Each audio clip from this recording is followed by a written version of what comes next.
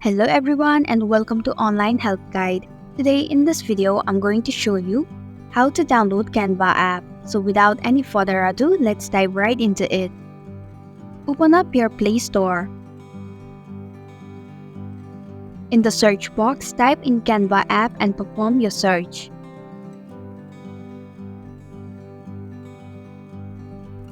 Tap on the Canva application. Then tap on the install button to begin the downloading process. It will take a while to download the app.